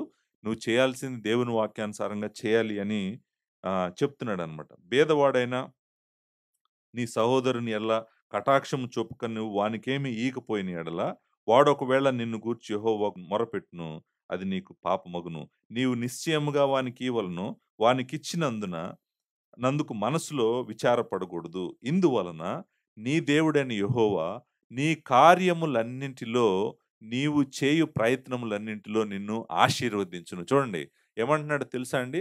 నీ కష్టాన్ని, నీ ప్రయత్నాలను దేవుడు ఆశీర్వదిస్తాడంట. నిన్ను ఆశీర్వదిస్తాడంట. ఎందుకంటే నువ్వు ఆశీర్వదించటం ద్వారా నువ్వు అనేక మందికి ఆశీర్వాదకరంగా ఉండాలని దేవుడు కోరుకుంటున్నాడు. నీ కష్టాన్ని దీవిస్తాడంట. అక్కడేమన్నాడు? నీ కార్యములన్నిటిలో నీవు చేయు ప్రయత్నములన్నిటిలో నిన్ను ఆశీర్వదించును. అంటే అర్థం ఏంటంటే నీ రెక్కల కష్టాన్ని ఆయన ఆశీర్వదిస్తాడంట. ఎందుకంట అంటే నువ్వు అనేక మందికి ఆశీర్వాదకరంగా ఉండాలని ఆయన అనుకుంటాడు. బేదలు దేశములో ఉండక మానరు. అందుచేత నీవు నీ దేశములోనున్న నీ సహోదరులకును, దీనులకును, బేదలకును అవశ్యముగా నీ చేయి చాపవలనని నీకు ఆజ్ఞాపించుచున్నాను. ఇప్పుడు మనము కష్టపడి సంపాదిస్తేనే గదా! ఎవరికైనా మనం ఇవ్వగలం. ప్రాముఖ్యంగా పేదలకు, అవసరంలో ఉన్నవాళ్ళకి ఇవ్వాలంటే నువ్వు కష్టపడి సంపాదించాలి గదా! నీ దగ్గరే లేకపోతే నువ్వేం జేస్తావు? నువ్వే ఒక పేదవాడివై వేరే వాళ్ళకి చేయి చాపుతావు. నాకు సహాయం చేయమని. సో, కష్టపడేటువంటి వాడు వేరే వారికి సహాయము చేసేవాడిగా దేవుడు చేస్తాననండి. న్యూ టెస్ట్‌మెంట్‌లో ఈ ట్రూతు చూపిస్తాను నేను. చూపించడానికే ప్రయత్నం చేస్తున్నాను. జాగ్రత్తగా మనము న్యూ టెస్ట్‌మెంట్‌కి వెళ్ళటానికి ప్రయత్నం చేద్దాము. మనం అపోస్తుల కార్యాల గ్రంథము 20వ అధ్యాయము పౌలు ప్రాముఖ్యంగా మాట్లాడతాడు ఈ టాపిక్. అంటే ఎంత ప్రాముఖ్యమైన టాపికో ఇది చూడండి. అపోస్తుల కార్యాల గ్రంథము 20వ అధ్యాయము 33వ వచనం నుంచి నేను చదువుతాను. చాలా ఇది హార్డ్ వర్క్‌కి సంబంధించిన వచనాలు. మీరు అండర్‌లైన్ చేసుకోండి. చాలా ఇంపార్టెంట్ వర్సెస్ ఇవి. ఈ వర్సెస్‌కి బేదలకి కనెక్షన్ ఏంటో, లేకపోతే వేరే వాళ్ళకి సహాయం చేయటం అండి. Love and help others. That is my seventh point. అంటే వేరే వాళ్ళని ప్రేమించడం, వేరే వాళ్ళకి సహాయం చేయటము. సో, 33వ వచనంలో అంటాడు. పెద్దలతో మాట్లాడుతున్నాడు. ఎఫెసీ సంఘంలో ఉన్న పెద్దలతో మాట్లాడుతున్నాడు. అంటాడు, "ఎవని వెండినైనను, బంగారమునైనను, వస్త్రమునైనను నేను ఆశింపలేదు" అంటూ ఒక మాట అన్నాడు. ఏమన్నాడు? "నా అవసరముల నిమిత్తమును, నాతో ఉన్న వారి నిమిత్తమును ఈ నా చేతులు ఈ నా చేతులు కష్టపడినవని మీకే తెలియను" అంటున్నాడు. ఏమంటున్నాడు చూడండి, నేను ఏ రోజు ఎవరి దగ్గర డబ్బులు ఆశించలేదు. నేను కష్టపడ్డాను. నాతో ఉన్నవారి కోసం గూడా నేను కష్టపడ్డాను. మీరును ఇలాగు ప్రయాసపడి బలహీనులను సంరక్షింపవలెననియు, పుచ్చుకొనుట కంటే ఇచ్చుట ధన్యము అని ప్రభువైన యేసు చెప్పిన మాటలు జ్ఞాపకము చేసుకొనవలెననియు అన్ని విషయంలో మీకు మాదిరి చూపించితినని చెప్పెను. మీరు జాగ్రత్తగా ఈడ గమనించండి. ఏమన్నాడు? మీరును ఇలాగు ప్రయాసపడి బలహీనులను సంరక్షించాలంట. బలహీనులంటే ఎవరు? బలహీనులంటే ఎవరు? ఇక్కడ ఇక్కడ వాడిన మాట ఇంట్రెస్టింగ్ మాట అన్నమాట. గ్రీక్ మాట అస్తెనేయో అనేటువంటి మాట అన్నమాట. బలహీనులు అనే మాట ఉంది గదండీ! ఆ బలహీనులు వెనకాల ఉన్న మాట గురించి చెప్తున్నాను. అంటే ఏంటంటే అర్థం ఏంటంటే those who experience lack of necessities. వాళ్ళ అవసరతలు, పాపం అవసరతలు గూడా తీరనటువంటి వాళ్ళు, లేకపోతే అవసరతలో ఉన్నటువంటి వాళ్ళనంట సంరక్షించటం కోసము మనం ప్రయాసపడాలండి. ప్రయాస అంటే ఏంటి? కష్టపడటం. నువ్వెందుకు కష్టపడాలి? నువ్వెందుకు కష్టపడాలంటే, ఎవరైతే బలహీనులున్నారో, ఎవరైతే లేని వాళ్ళున్నారో, వాళ్ళకి నువ్వు సహాయం చేయగలిగేటట్టు నువ్వు కష్టపడాలి అని చెప్తూ, ఆయన ఒక మంచి మాట, ప్రభువు అన్న మాటను కోట్ చేసాడు. ఏమన్నాడు? పుచ్చుకొనుట కంటే ఇచ్చుట ధన్యత. అంతే కదండీ! మన చేయి చాపటం కన్నా గూడా, వేరే వాళ్ళకి మన చేయి ఇచ్చి సహాయం చేయగలిగే స్థితిలో దేవుడు మనల్ని ఉంచాడనుకోండి, మంచిదే గదా! ఉంచుతాడంట అలా. నేనంటుందేంటంటే, ప్రయాసపడి అనే మాటుంది. ప్రయాసపడి, నువ్వు కష్టపడి బలహీనులను సంరక్షించేవాడిగా నువ్వుండాలని దేవుడు కోరుకుంటున్నాడు. అలా మనల్ని దేవుడు చేస్తానని గూడా చెప్తున్నాడు. నేననుకుంటాను, పాల్ ఈజ్ ఎ వండర్‌ఫుల్, నేను చెప్పాను గదా! కొత్త నిబంధనలో పాల్ మాట్లాడినంత కష్టపడటం గురించి ఎవ్వరూ మాట్లాడలేదు. తన జీవితం ద్వారానే చూపిస్తాడు. పాల్‌లో ఉన్న ఇంకొక వండర్‌ఫుల్ థింగ్ ఏంటంటే, మీరు చేయండి అని చెప్పడు. చేస్తాడు. నేనిలా చేశాను గదా! మీరలా చేయండి అంటాడు. సో, నన్ను మీరు వెంబడించండి, వెంబడించి చేయండి అంటాడు. ఎఫ్‌సీ‌లకు రాసిన పత్రిక 4 అధ్యాయము 28 వచనాన్ని ఒకసారి నేను చదువుతాను. 4 ఈ మాట ఉంటదన్నమాట. "దొంగిలెడువాడు ఇక మీదట దొంగిలిక, అక్కర గలవానికి పంచిపెట్టుటకు వీలు కలుగు నిమిత్తము తన చేతులతో మంచి పని చేయుచు కష్టపడవలెను. నేను సేమ్ థింగ్ ఏంటంటే, మనం వేరే వాళ్ళకి సహాయం చేసేవారిగా ఉండాలి గానీ, మనము కష్టపడకుండా లేజీ పీపుల్‌గా ఉండకూడదు అనేటువంటి సత్యమే చెప్తున్నాడు అక్కడ కూడా. ఏం చెప్తున్నాడండి? దొంగిలిడు వాడికి మీద దొంగిలక, అక్కర గలవానికి పంచిపెట్టుటకు. అవసరంలో ఉన్న వాళ్ళకి సహాయం చేయటానికి వీలు కలుగు నిమిత్తము తన చేతులతో మంచి పని చేయుచు కష్టపడవలెను. అంటే అర్థం ఏంటి? నువ్వు కష్టపడటం వల్ల ఏం జరుగుతది? నువ్వు కష్టపడటం వల్ల ఏం జరుగుతది? అక్కరలో ఉన్న వాళ్ళకి నువ్వు సహాయము చేయగలుగుతావు. మంచిదే కదా! అదే అంటున్నాడు. నువ్వు కష్టపడు. నువ్వు కష్టపడి సంపాదించటం వలన నువ్వు వేరే వాడిని ఏమి ఆశించవు. ఇంకా మోర్ ఓవర్ దొంగిలించడం అంటే ఏంటి? వేరే వాడి పొరుగువాడిది ఆశించటం. పొరుగువాడిది ఆశించటం మానేసి, పొరుగువానికే సహాయం చేయగలిగే స్థితికి నువ్వు వెళ్ళాలంటే నువ్వు కష్టపడాలని చెప్తున్నాడు. కష్టపడకపోతే నువ్వు వెళ్ళలేవు అని చెప్తున్నాడు. కష్టపడాలి అని చెప్తున్నాడనమాట. సో, వేరే వారికి పంచిపెట్టాలంటే అక్కరలో ఉన్నటువంటి వారికి పంచిపెట్టాలి అనేటువంటిది. మనము ఇంకా ముందుకు వెళ్దాం. మొదటి తిమోతికి రాసిన పత్రిక 6 అధ్యాయంలో ఈ మాట చదువుతాం. 6 అధ్యాయము ధనవంతులకు చెప్తున్నాడు. 6 అధ్యాయం 17 వచనం నుంచి 19 వచనం వరకు. ధనవంతులకి ఏం చెప్తున్నాడు? ధనవంతులు చూడండి కష్టపడకుండా ధనవంతులు అవ్వలేరు. కష్టపడ్డారు. కష్టపడి ధనము సంపాదించినటువంటి విశ్వాసులైన ధనవంతులకు ఏం చెప్తున్నాడో చూడండి. ఏం చెప్తున్నాడంటే, "ఇహమందు ధనవంతులైన వారు గర్విష్ఠులు కాక" అని మొదలుపెడతాడు.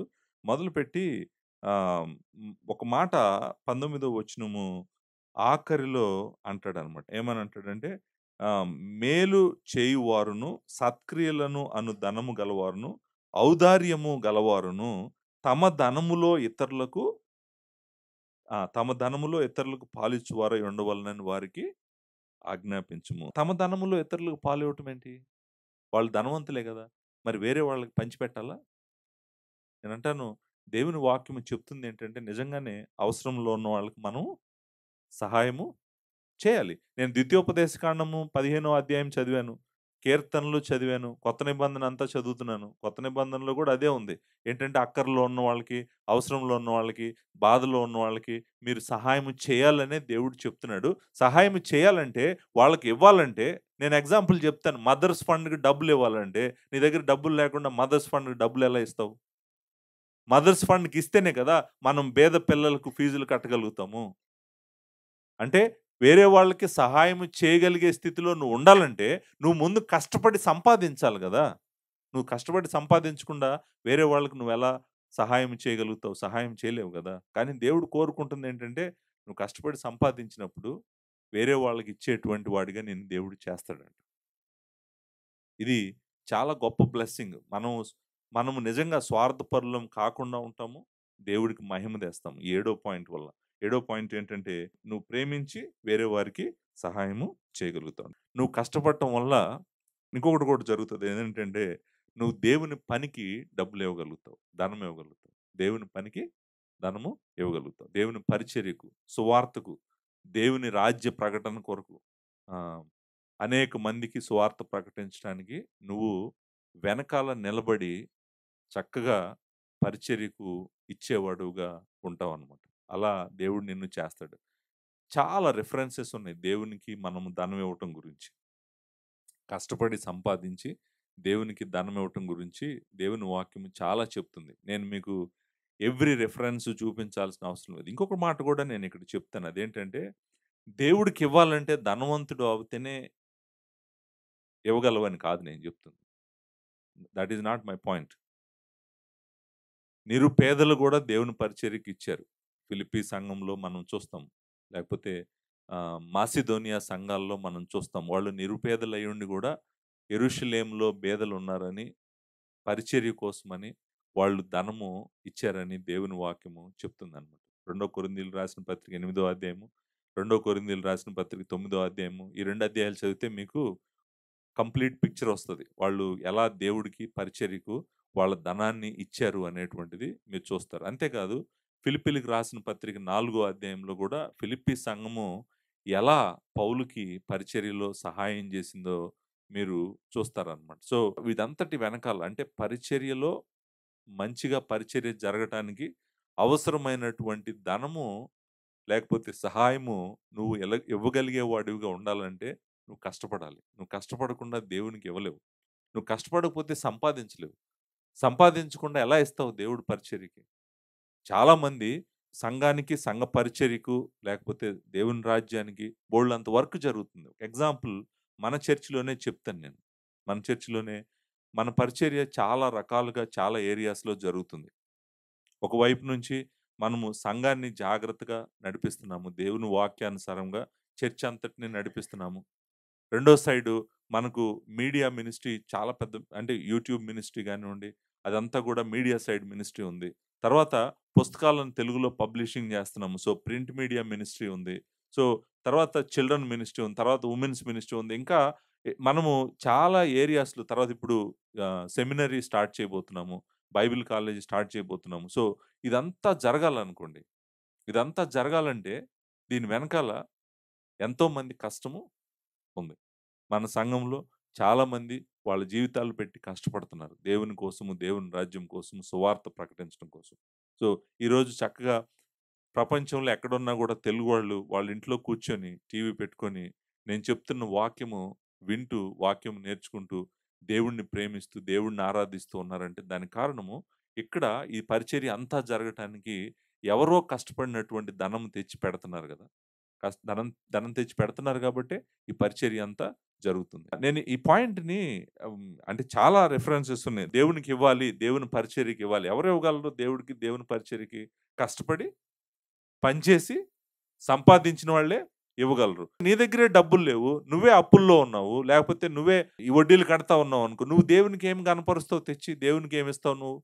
సో, అంటే నువ్వు కష్టపడితే భార్య, భర్త ఇద్దరు గూడా అవసరమైనప్పుడు భార్య కుటుంబాన్ని చూసుకుంటూ, భర్తకు సహాయం జేస్తూ కష్టపడిందనుకోండి. మంచిదే కదా! సో, నువ్వు కష్టపడటం వలన నీకు సాక్ష్యం మంచి సాక్ష్యం ఉంటది. నువ్వు అవసరంలో ఉన్న వాళ్ళకి సహాయం చేయగలుగుతావు. అవసరంలో ఉన్న వాళ్ళకి సహాయం చేయటమే గాదు, నువ్వు చక్కగా సంఘానికి పరిచర్యకు కూడా నువ్వు సహాయము చేయగలుగుతావు. మన సంఘంలో నమ్మకంగా దేవుడి పరిచర్యకు కష్టపడి ఇచ్చేటువంటి కుటుంబాలు చాలా ఉన్నాయి. ఇంకా ఆళ్ళకి ఆలోచనే ఉండదనమాట. కొన్ని కుటుంబాలైతే మన సంఘంలో ఉంది. వాళ్ళసలు బ్రతికేదే దీనికోసం అనేటువంటి కుటుంబాలు గూడా ఉన్నాయి. వాళ్ళెందుకు బతుకుతున్నారంటే, మేమెందుకు బతుకుతున్నామంటే, మేమెందుకు కష్టపడుతున్నామంటే, మేము నిద్రపోకుండా రాత్రి పగలు ఎందుకు కష్టపడుతున్నామంటే, దేవుని కోసమే కష్టపడతాం. దేవుని పరిచర్య కోసమే కష్టపడతాం. అని చెప్పేటువంటి కుటుంబాలు మన సంఘంలో చాలా కుటుంబాలున్నాయి. దానికి కారణం ఏంటో చెప్పమంటారండి? వాళ్ళని ఆ స్థితిలో దేవుడు ఎందుకుంచాడో చెప్పమంటారా? వాళ్ళు కష్టపడుతున్నారు. ఒకటి కాదు, 2 కాదు. చాలా ఏరియాస్‌లో వాళ్ళు రాత్రి పగళ్ళు కష్టపడుతున్నారు కాబట్టే, దేవుడు వాళ్ళకి సమృద్ధిగా ఇస్తున్నాడు. కాబట్టే వాళ్ళు పరిచర్యకి ఇవ్వగలుగుతున్నారు. లేకపోతే ఎలా నడుస్తదండి పరిచర్య అంతా గూడా? మనం ఎంత చక్కగా కూర్చొని, కంఫర్టబుల్‌గా కూర్చొని, దేవుని వాక్యం వింటున్నామంటే దీని ఎనకాల ఎంతో మంది కష్టం ఉంది. ఇదంతా గూడా వాళ్ళ కష్టంలో నుంచే వస్తుంది. మీరెప్పటికీ మర్చిపోకండి. సో, కష్టపడితే నువ్వు సహాయము వేరే వాళ్ళకి లేకపోతే పేదలకు మాత్రమే గాదు గానీ, అన్నిటికన్నా ప్రాముఖ్యమైనటువంటిది దేవునికి నువ్వివ్వగలుగుతావు. దేవుని పరిచర్యకి ఇవ్వగలుగుతావు. ఇప్పుడు ఇది కొంతమంది అంటారు. అంటే వేరే వాళ్ళకి నేనిస్తే గాని, లేకపోతే పరిచర్యకిస్తే గాని, అది నాకు ఆశీర్వాదం ఎలా అవుతది? మీరు ఆశీర్వాదాలు గదా చెప్తున్నారు. నీకు ఆశీర్వాదం ఎలా అవుతదో తెలుసా అండి? ఇదే నీకు నీ జీవితానికి శ్రేష్టమైనదిగా మిగులుతది. నువ్వు నీ ధనము, నీ కష్టం అంతా గూడా తీసుకెళ్ళి పరలోకంలో దాచిపెట్టుకుంటావు. భూమి మీద ఎక్కడ పెట్టుకోవట్లేదు. భూమి మీద వేస్ట్‌గా పాడైపోయే చోట ఎక్కడ నీ జీవితాన్ని, నీ కష్టాన్ని పెట్టట్లేదు. నువ్వు దేవునికి, దేవుని రాజ్యానికి పెడుతున్నావు. దేవుడు చక్కగా నీకు ప్రతిఫలమును ఆయన భూమి మీదే ఇస్తాడు. నిత్యత్వంలో గూడా నీకు అనుగ్రహిస్తాడు. సో, ఇది గొప్ప ఆశీర్వాదమే. ఎందుకంటే నువ్వు కష్టపడి సంపాదించింది నువ్వేదో లగ్జరియస్ లైఫ్‌గా జీవిద్దామని గాదు. నువ్వెందుకు కష్టపడుతున్నావంటే దేవునికి మహిమ తేవటం కోసం నువ్వు కష్టపడుతున్నావు. అందుకే దేవుడు నిన్ను వాడుకుంటున్నాడు. కాబట్టి అది నీకు ఆశీర్వాదం. అంతేగాని లేకపోతే నీకు ఆశీర్వాదం ఎలా అవుతది? సో, నేననుకుంటాను దేవునికి ఇవ్వటం అనేటువంటిది నేను మీకు ఇంతకు మించి చెప్పాల్సిన అవసరం గూడా లేదు. దేవుని వాక్యంలో నేను కొన్ని రిఫరెన్సెస్ చెప్పాను. కష్టపడి సంపాదించి పరిచర్యకు ఇచ్చినటువంటి వాళ్ళు దేవుని వాక్యంలో ఎంతోమందున్నారు. వాళ్ళందరి కష్టాన్ని దేవుడు దీవించాడు. అలాగే మీ కష్టాన్ని కూడా దేవుడు దీవిస్తాడు. ఇది నంబర్ 8 ఎనిమిదవ ఆశీర్వాదం. దేవునికి మీరు ఇవ్వగలుగుతారు. ఫిలిప్పీయులకు రాసిన పత్రిక 4 అధ్యాయం మేబీ ఒక రిఫరెన్స్ చదువుతాను మీకు. వాళ్ళు ఎంత దేవునికి ఇచ్చారు అనేటువంటిది మనము ఇక్కడ చూస్తాము. 4 అధ్యాయము 13వ వచనం. నన్ను బలపరచు వాని యందే నేను సమస్తము చేయగలను. అయినను నా శ్రమలో మీరు పాలు పుచ్చుకున్నది మంచిది. నా కష్టంలో మీరు నాకు తోడుగా ఉన్నారు మంచిది. ఫిలిప్పీయులారా, సువార్తను నేను ప్రారంభించి మాసిదోనియాలో నుండి వచ్చినప్పుడు ఇచ్చు విషయంలో, పుచ్చుకొను విషయంలో మీరు తప్ప మరి ఏ సంఘపు వారును నాతో పాలువారు కాలేదని మీకే తెలియను. ఎలయనగా తెస్సలోనికలో కూడా మీరు మాటి మాటికి నా అవసరం తీర్చుటకు సహాయము చేసిరి. నేను ఈ ఈవిని అపేక్షించి ఎలాగో చెప్పట్లేదు గానీ, మీ లెక్కకు విస్తారం ఫలం రావాలని అపేక్షించుచు చెప్పుచున్నాను. ఫలం వస్తదా రాదా దేవుడికిస్తే? విస్తారంగా వస్తదా రాదా? వస్తది. వస్తది. అది ఆశీర్వాదమే దేవుడికివ్వటం. కష్టపడిన వాళ్ళే దేవుని పరిచర్యకు ఇవ్వగలుగుతారు.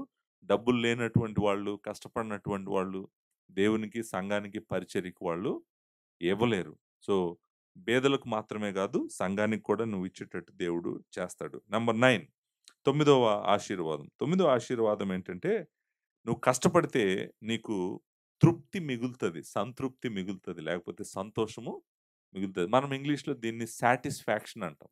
ఏమంటాము? సాటిస్ఫాక్షన్. మీరెప్పుడైనా జూసారా సోమరి సంతోషంగా ఉండటం? సోమరి సంతోషంగా ఉంటాడా? మీరు బాగా కష్టపడ్డారనుకోండి ఆ రోజంతా గూడా. సాయంత్రం అయ్యేటప్పటికి మీకెలా ఉంటది? తృప్తిగా ఉంటది. సంతోషంగా ఉంటది. ఆ రోజంతా ఏమీ చేయకుండా, మెదలకుండా భోజనం తిని, చక్కగా పడుకొని లేచారనుకోండి, సాయంత్రం అయ్యేటప్పటికి ఎలా ఉంటది? రిలాక్స్ అయినట్టు ఉంటదా? మీ మీ తృప్తి గురించి కొంచెం ఒక మాట చెప్తాను. మేబీ మీకు హెల్ప్ చేస్తదిది. మనం కష్టపడితే మన మనస్సాక్షి మనకేం జెప్తది? మనం కష్టపడినప్పుడు మన మనస్సాక్షి మనకేం జెప్తది? మంచిగా ఉన్నావు నువ్వు. నువ్వు మంచోడివని చెప్తది. నువ్వు కష్టపడకుండా సోమరిలాగా పడుకుంటే మనస్సాక్షి ఏం జెప్తది? నువ్వు చాలా మంచిదానివని చెప్తదా? చెప్తదా అండి? ఏం జెప్తది మనస్సాక్షి నీకు? నీకు వార్నింగ్ సిస్టమ్ ఎక్కడో బయట లేదు. నీ లోపలే ఉంది. నువ్వు సాటిస్ఫైడ్‌గా ఉండాలా? సాటిస్ఫైడ్‌గా ఉండకూడదా? అనేటువంటిది నీకు బయటోళ్ళు ఎవరు చెప్పవసరం లేదు. లోపల నీ మనస్సాక్షే నీకు చెప్పేస్తది. సో, మనస్సాక్షి చెప్తుందంటే అర్థం ఏంటంటే మీరు చూడండి. మీరు పరీక్షించండి ఎప్పుడైనా గూడా. నువ్వు ఎగ్జామ్‌కి బాగా కష్టపడి చదివి బాగా రాసావనుకో, నీకు తృప్తి ఉంటదా? ఉండదా? సాటిస్ఫాక్షన్ ఉంటదా? ఉండదా? నేను బెస్ట్ జేశాను. నేను బెస్ట్ ఇచ్చాను. నా లైఫ్‌లో దేవుడు నాకిచ్చినటువంటి కృప అంతటిని వాడి, నేను కష్టపడి ఈ ఎగ్జామ్ కోసమో, లేకపోతే ఈ ప్రాజెక్ట్ కోసమో నేను కష్టపడ్డాను అన్నప్పుడు, ఆ ప్రాజెక్టు, ఆ ఎగ్జామ్ సక్సెస్ అయినప్పుడు నీకేమొస్తది? ఏమొస్తది? సంతృప్తొస్తది. సాటిస్ఫాక్షన్ ఒస్తది. ఆ సాటిస్ఫాక్షన్ నేనంటాను ఒక బ్లెస్సింగ్ అంటాను. ఎందుకో చెప్తాను మీరు జాగ్రత్తగా వినండి. ఎందుకు why do I think that satisfaction is a blessing from God? నేను చెప్తాను. మీరు నన్ను జాగ్రత్తగా వెంబడించండి. సాటిస్ఫాక్షన్ లేదనుకోండి. ఇప్పుడు చూడండి. చెప్పులు కుట్టేవాడికి సాటిస్ఫాక్షన్ ఉంది. ఏంటంటే నేను వేరే వాళ్ళ పాదాలకు కావాల్సిన సపోర్టు ఇచ్చాను. వాళ్ళు నేను కుట్టిన చెప్పులేసుకొని వాళ్ళ కాళ్ళు కాలకుండా ఎండలో గూడా తిరుగుతున్నారు అన్నప్పుడు తనకు సాటిస్ఫాక్షన్ ఉంటదా? ఉండదా? ఉంటదా? ఉండదా? సో, సాటిస్ఫాక్షన్ అనేటువంటిది ఎంత గొప్ప డ్రైవ్ చేస్తదో తెలుసా అండి మన హార్ట్‌ని, మన జీవితాన్ని. అంటే నేను ఒక కస్టమర్‌కి, ఒక వ్యక్తికి కావాల్సింది బాగా అతనికి అవసరమైంది. నేను ప్రొడ్యూస్ చేయగలిగాను, కష్టపడి చేయగలిగాను అన్నప్పుడు నీకెంత సాటిస్ఫాక్షన్ వస్తదో చూడండి. ఆ సాటిస్ఫాక్షన్ మంచిది. ఎందుకో తెలుసా? అది నిన్ను ఇంకా కష్టపడేటట్టు చేస్తది. అది నిన్ను ఇంకా ఎక్కువ కష్టపడేటట్టు చేస్తది. చూడండి మరి మనం రీసెంట్‌గా యూపీఎస్‌సీ రిజల్ట్స్ కూడా వచ్చినాయి కదండీ! బాగా కష్టపడిన వాళ్ళు, ర్యాంక్స్ వచ్చిన వాళ్ళు సాటిస్ఫై అయ్యుంటారా? అయ్యుండరా? అయ్యుంటారా? సాటిస్ఫాక్షన్ ఉంటదా? ఉండదా వాళ్ళకి? ఎందుకని సాటిస్ఫాక్షన్ ఉంటది? ఎందుకంటే వాళ్ళ కష్టానికి ప్రతిఫలం వాళ్ళు చూసారు. చూసినప్పుడు వాళ్ళు చాలా సంతృప్తి చెందుతారు. ఆనందిస్తారు. ఆనందము, సంతృప్తి, తృప్తి అంటాం కదా! అదనమాట. ఇది ఆశీర్వాదమేనా? Answer yes. బిబ్లికల్‌గా కావాలా? ఇప్పుడు చూపిస్తాను నేను. బిబ్లికల్‌గా ఇది ఇంపార్టెంట్ అనేటువంటిది మీరు జాగ్రత్తగా చూడటానికి ప్రయత్నం చేయండి. ఆదికాండము మొదటి అధ్యాయము, మొదటి అధ్యాయంలో నేను మీకు లాస్ట్ వచనాలను చదువుతాను. ఆదికాండము మొదటి అధ్యాయము 31వ వచనం. దేవుడు తాను చేసినది యావత్తు చూసినప్పుడు అది చాలా మంచిదిగా ఉండెను. This is satisfaction. సాటిస్ఫాక్షన్ అంటే ఏంటో తెలుసా అండి? ఇది అంటే దేవుడు తను చేసిందంతా చూసినప్పుడు ఆయనకేమనిపించిందంట? చాలా మంచిగా ఉంది. చాలా మంచిగా ఉంది. నిజానికి మీరు ఈ సాటిస్ఫాక్షన్ అనేటువంటిది మనము దేవుడిలో కూడా చూస్తాం. God is satisfied. He is satisfied in himself. అంటే సృష్టిని చేసాడు కాబట్టి ఆయన సంతోషంగా లేడు. ఆయన నిత్యము సంతోషమైన స్థితిలోనే ఉన్నాడు. అందుకే ఆయన్ని మనం శ్రీమంతుడు అంటాం. శ్రీమంతుడు అనే మాట వాడాం గదా! దేవుని వాక్యంలో. మొదటి తిమోతి నేను మొన్న చెప్తున్నప్పుడు మొదటి తిమోతి మొదటి అధ్యాయంలో ఆయన శ్రీమంతుడిగా చూసాం గదా! శ్రీమంతుడైన దేవుడు నాకు అనుగ్రహించిన మహిమ గల సువార్త చొప్పున అంటాడు గదా! శ్రీమంతుడు. శ్రీమంతుడు అంటే అర్థము ఆయన he is satisfied in himself and he does not need anything outside him to satisfy himself. So, కానీ ఇక్కడ మనకి ఇది చెప్తున్నటువంటిది ఆయన చేసినటువంటి సృష్టిని ఆయన చూసినప్పుడు సంతోషించాడు. లేకపోతే మంచిదని ఆ మాట మనం చాలా సార్లు చూస్తాం. ఆయన న్యూ థింగ్ క్రియేట్ చేసిన ప్రతిసారి ఏమంటాడు? 11వ వచనంలో అది మంచిదని దేవుడు చూసెను. 12వ వచనం ఆఖరిలో అది మంచిదని దేవుడు చూసెను. 19వ వచనంలో అది మంచిదని దేవుడు చూసెను. 21వ వచనంలో అది మంచిదని దేవుడు చూసెను. ఆయన every time he makes something or he creates something he says it is good. It is good. అంటే అర్థం ఏంటంటే ఆయన చేసినటువంటి ఆ పని, ఆ క్రియ వలన కలుగుతున్నటువంటి సాటిస్ఫాక్షన్ గూడా మనం ఇక్కడ చూస్తామనమాట. ఆయన సంతృప్తిగా ఉన్నాడు. ఆ వర్క్ జరుగుతా ఉన్నప్పుడు, క్రియేషన్ అంతా వస్తా ఉన్నప్పుడు, క్రియేషన్‌లు అన్నీ వస్తా ఉన్నప్పుడు, దాంట్లో నుంచి తన స్వరూపంలో ఉన్న మనిషి వస్తా ఉన్నప్పుడు, ఇవన్నీ చూస్తా ఉన్నప్పుడు ఆయన సాటిస్ఫైడ్‌గా ఉన్నాడు. ఇప్పుడు చూడండి, నేను ఈ మాటలు ఎందుకు చెప్పానంటే జెనెసిస్ 1కి ఎందుకు తీసుకొచ్చానంటే కారణం ఉంది. ఆ కారణం ఏంటంటే దేవుడు 28, 29లో ఒక మాట చెప్పాడు. ఏం చెప్పాడంటే, దేవుడు తన స్వరూపమందు నరుని సృజించెను. దేవుని స్వరూపమందు వారిని సృజించెను. స్త్రీని గాను, పురుషుడు గాను వారిని సృజించెను. దేవుడు వారిని ఆశీర్వదించెను. ఎట్లనగా మీరు ఫలించి, అభివృద్ధి పొంది, విస్తరించి, భూమిని నిండించి, దానిని లోపరుచుకొనుడి. సముద్రపు చేపలను, ఆకాశ పక్షులను, భూమి మీద ప్రాకు ప్రతి జీవిని ఏలుడని దేవుడు వారితో చెప్పెను. ఇక్కడ చూడండి ఏమన్నాడు దేవుడు వారిని ఆశీర్వదించాడంట మనల్ని. ఆశీర్వదించి ఏమన్నాడు? ఫలించాలంట, అభివృద్ధి చెందాలంట, విస్తరించాలంట, భూమిని నిండించాలంట, లోబరుచుకోవాలంట, ఏలాలంట. ఇదంతా వర్కేనండి. ఇదంతా ఏంటో తెలుసా? ఇదంతా ఏంటి? పనే. ఇదంతా పనే. నువ్వెలా ఏళ్తావు? నువ్వెలా లోబరుచుకుంటావు? భూమిలో అన్నీ ఉన్నాయి. తన సృష్టిలో అన్నీ ఉన్నాయి. వాటన్నిటిని తీసుకొని నువ్వు జాగ్రత్తగా వాటిని వాడుకుంటూ దేవుడి సంకల్పాన్ని ముందుకు తీసుకెళ్ళాలని ఆయన స్వరూపమే నీలో పెట్టాడు. తన స్వరూపాన్నే నీలో ఉంచాడు. దేవుని స్వరూపమందు నరుడు చేయబడెను. ఇప్పుడు దేవుడు కోరుకుంటుందేంటో తెలుసా అండి? దేవుడు ఏం కోరుకుంటున్నాడంటే నా సృష్టిలో ఉన్నటువంటి సమస్తాన్ని నీ చేతులకు అప్పగిస్తున్నాను. నువ్వు నా రిప్రజెంటేటివ్‌గా, నా ఇమేజ్ బేరర్‌గా నువ్వు భూమిని రూల్ చెయ్యి. భూమిని కంట్రోల్‌లోకి తీసుకో. అంతటిని నువ్వు ఏలాలి అని దేవుడు చెప్తున్నప్పుడు మనిషి భూమిని కంట్రోల్‌లో తీసుకున్నాడు. భూమిని ఏలటం మొదలుపెట్టాడు. ఏలటం మొదలు పెట్టడమే గాదు, దాన్ని ఆయన కంట్రోల్‌లో తీసుకుంటూ జాగ్రత్తగా చేస్తున్న ప్రతిసారి గూడా ఏం జేస్తున్నాడంటే దేవుడి స్వరూపాన్ని భూమి మీద తను చూపిస్తున్నాడు. చూపిస్తూ ఎవ్రి టైమ్ హి క్రియేట్స్ సంథింగ్. చూడండి నేను చెప్తున్నాను. మనిషి మాత్రమే పట్టణాలను కట్టగలడు. చీమలు కట్టలేవు, సింహాలు కట్టలేవు. ఆకాశ పక్షులు కట్టలేవు. సముద్రంలో ఉన్న చేపలు గూడా కట్టలేవు. మనిషి ఒక్కడే పట్టణాలను కట్టగలడు. పట్టణాలను కట్టగలడు.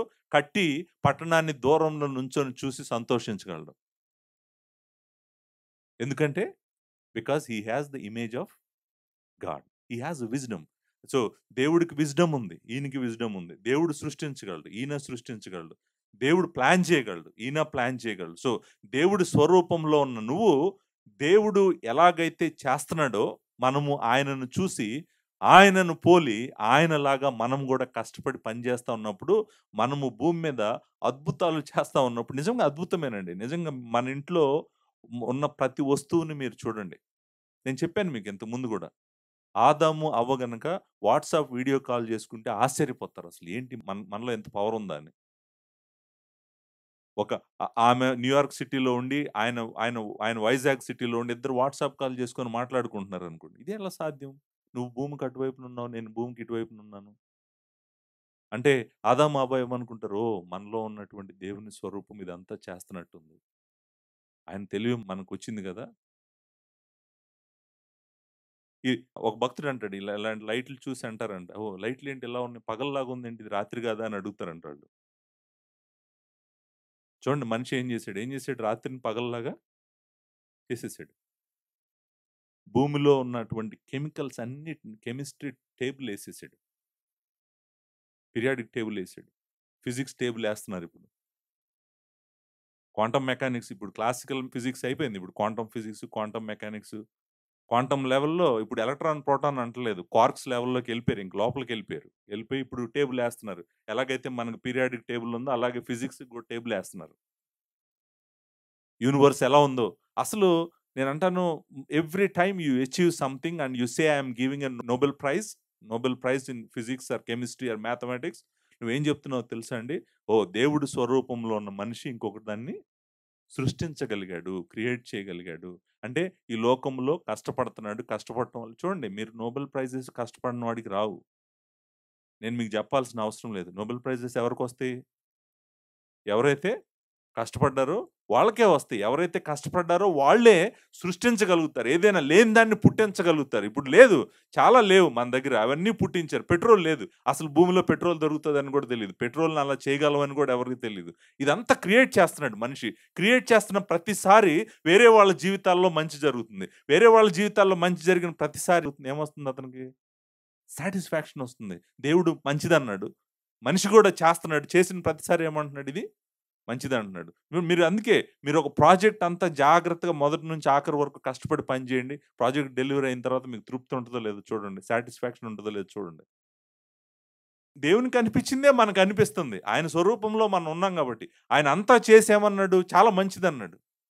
సో, సేమ్ థింగ్ మనకు గూడా అదే జరుగుతుందనమాట. మన జీవితాల్లో గూడా అదే జరుగుతుంది. నువ్వు కష్టపడిన ప్రతిసారి, నువ్వు సాధించిన ప్రతిసారి, నువ్వు అధిగమించిన ప్రతిసారి, నువ్వు విజయాన్ని చూసిన ప్రతిసారి, నువ్వు సంతృప్తి చెందుతావు. చాలా సాటిస్ఫైడ్‌గా ఉంటావు. సాటిస్ఫైడ్‌గా ఉన్నప్పుడల్లా నువ్వు దేవుని స్వరూపాన్ని నిజంగా చూపిస్తున్నావనమాట. ఇది దేవుడిచ్చేటువంటి తొమ్మిదవ ఆశీర్వాదం. Ninth blessing is satisfaction. Satisfaction గూడా మంచిదేనండి. చాలా మంచి తృప్తి అది. ఏంటంటే నేను కష్టపడ్డాను. నేను కొత్తది తయారు జేశాను. లేకపోతే వేరే వారి మంచి కోసం నేను కష్టపడ్డాను. ఇప్పుడు మొన్న నేను చెప్పాను కరోనా వైరస్ వ్యాక్సిన్ కనిపెట్టారు. కనిపెట్టినప్పుడు వాళ్ళకి నోబెల్ ప్రైజెస్ వచ్చినాయి ఇద్దరు ప్రొఫెసర్‌లకి. University of Pennsylvania. వాళ్ళిద్దరూ ఎంతమంది జీవితాలని ప్రభావితం జేశారండి. వాళ్ళకి ఎంత సాటిస్ఫాక్షన్ ఉంటది. మనిషి స్వరూపంలో వాళ్ళు గూడా ఉన్నారు గదా! విశ్వాసులు, అవిశ్వాసులు కొంచెంసేపు పక్కన పెట్టండి మీరు. దేవుని స్వరూపము అందరిలో ఉంది. భూమి మీద ఉన్న 800,00,00,000 మందిలో దేవుని స్వరూపం ఉంది. అందరూ కష్టపడగలరు. అందరూ దేవుని స్వరూపాన్ని ఈ లోకంలో చూపించగలరు. వాళ్ళు చూపిస్తున్నారను. కష్టపడినప్పుడు నువ్వు చూపించగలవు. చూపించిన ప్రతిసారి గూడా నీకు సాటిస్ఫాక్షన్ అనేటువంటిది కలుగుతది. తృప్తి అనేటువంటిది కలుగుతది. ఓహ్! చూడండి ఆ పాలిచ్చాడు గదా! నా పిల్లలకి. ఆ రోజు పాలిచ్చిన అతను చాలా తృప్తి పొందాడు. ఏంటో తెలుసా? అతనికి పాలు కావాలి. నేను పాలు అందించగలిగాను ఈరోజు. కష్టపడిన వాడు మాత్రమే తృప్తి చెందుతాడు. కష్టపడని వాడు ఏ తృప్తి చెందలేడు. ఎందుకంటే ఎవరి జీవితాలను తాకలేదు. ఏది కొత్తది పుట్టించలేదు. ఏది కనిపెట్టలేదు. ఏది తయారు చేయలేదు. అది ప్రొడక్టే అవ్వాల్సిన అవసరం లేదు. సర్విస్ కూడా అయ్యుండొచ్చు. నువ్విచ్చే సర్విస్ నువ్వు బెస్ట్ సర్విస్ ఇస్తే నీకు సాటిస్ఫాక్షన్ వస్తదా? రాదా? కస్టమర్‌కి? వస్తది. అది ఇవ్వాలంటే నువ్వు కష్టపడాలి గదా! కష్టపడితేనే నువ్వు బెస్ట్ సర్విస్ ఇవ్వగలవు కస్టమర్‌కి. So, that is image of God. Imitating image of God. దేవుని స్వరూపము మన లోపలుంది. కాబట్టే మనము అద్భుతాలు చేయగలుగుతున్నాము. అద్భుతాలు చేయటంతో పాటు మనము సంతృప్తిని గూడా ఆస్వాదించగలుగుతున్నాం. దానికి కారణం ఏంటంటే, మన కష్టము మనలో ఉన్న దేవుని స్వరూపము. Last point and final point అయిపోయింది. పదో పాయింట్ ఏంటంటే, మనము కష్టపడితే దేవునికి ఏం తెస్తామంట? మహిమ తెస్తామంట కదా! అసలు మనం ఉన్నదే దేవుని మహిమ కోసం. కష్టపడకుండా ఎవరైనా దేవుడికి మహిమ తేగలరా? నువ్వు పని చేయకుండా దేవుడికి మహిమ తేగలవా? భూమి మీద మనిషి 75 సంవత్సరాలు బ్రతికితే 25 సంవత్సరాలు నిద్రపోతాడంట. ఇంకా మన చేతుల్లో ఎంతుంది? 50 సంవత్సరాలుంది. మరి 50 సంవత్సరాలు ఏం చేయాలనుకుంటున్నావు నువ్వు భూమి మీద? ఏంటి నువ్వు చేయాల్సింది? మనిషికి దేవుడు అప్పగించినటువంటిది ఏంటండి? 75 సంవత్సరాలు నీ చేతుల్లో పెట్టాడు. ఒక 25 సంవత్సరాలు నిద్రపోతున్నావు. ఇంకొక 50 సంవత్సరాలుంది. ఆ 50 సంవత్సరాల్లో నువ్వు చేయాల్సినటువంటి ప్రాముఖ్యమైనటువంటిది ఏంటి? ఆన్సర్ ఏంటో చెప్పమంటారండి? కష్టపడి పని చేయటం. కష్టపడి పని చేయటం. అంతేనండి. మేల్కొనున్నప్పుడు ఏం జేస్తారు మీరు? అంతే. మరి ఇంకేం జేస్తారు డే అంతా ఉదయం నుంచి సాయంత్రం వరకు పొద్దున్న లేచిన దగ్గర నుంచి రాత్రి నిద్రపోయేదాకా ఏం చేద్దాం అనుకుంటున్నారు మీరు? ఏం చేయటానికి దేవుడు భూమి మీద నిన్ను పెట్టాడు? ఏం చేయటానికి పెట్టాడో తెలుసా? ఆన్సర్ నాకు తెలుసు. ఏం చేయడానికి పెట్టాడంటే ఇదిగో ఇక్కడుంది. దేవుడు వారిని ఆశీర్వదించును. ఎట్లనగా మీరు ఫలించి, అభివృద్ధి చెంది, విస్తరించి, భూమిని నిండించి, లోబరుచుకొని ఏలుడి. అదే మనకు దేవుడు అప్పగించినటువంటి పని. ఈ భూమి మీద మనం జేయాల్సిన పనేంటంటే అదిగో అక్కడుంది. ఇదంతా పనేనని చెప్పాను గదా మీకు. పనే ఇదంతా గూడా. సేద్యపరచుటకు ఆయన ఏదైనా తోటలో ఆయన ఏం చేసేవాడు? సేద్యపరిచేవాడు. ఆ ఏదైనా తోటని కాచేవాడు. ఆయన పనే అదంతా కూడా. సో, మనకు దేవుడు అప్పగించిన పని భూమి మీద ఉన్నప్పుడు మనం చేయాల్సిందేంటి అంటే కష్టపడి పని చేయటమే. కష్టపడి పని చేయాలనే దేవుడు కోరుకుంటున్నాడు. దాని ద్వారా ఏమొస్తదంటే దేవునికి మహిమొస్తది మన జీవితాల ద్వారా. సో, మనకదే ప్రాముఖ్యమైన పనన్నప్పుడు అది వదిలేసి మిగిలిందంతా ఏదో చేస్తా ఉన్నామనుకోండి. దేవునికి ఎలా మహిమొస్తది? నీ సంవత్సరాలు వేస్ట్ అయిపోతాయి గదా! దేవుడు నిన్ను కష్టపడమని ఇక్కడ పెడితే, కష్టపడకుండా ఒక సోమరిలాగా పడుకున్నావనుకో, ఆ సంవత్సరాలన్నీ వేస్ట్ అయిపోయినట్టే కదా! ఇంక నువ్వు మహిమేం తెస్తావు దేవుడికి? నువ్వు మహిమ దేవునికి తేలేవనమాట. దేవుడు స్పష్టంగా చెప్పాడు. మనల్ని ఆయన చేసుకుంది ఆయన మహిమ కోసమే. ఈ ట్రూతు ఒక చోట కాదు చాలా చోట్లుంది బైబిల్‌లో. అంటే దేవుడు మనల్ని చేసుకుంది ఆయన మహిమ కోసమే అనేటువంటిది. నా మహిమ నిమిత్తము నేను సృజించిన వారిని అంటాడు. 43వ అధ్యాయం యెషయా గ్రంథం 7వ వచనంలో. నా మహిమ నిమిత్తం నేను సృజించిన వారిని, నా నామం పెట్టబడిన వారిని అందరిని తెప్పించుము. నేనే వారిని కలుగజేసితిని.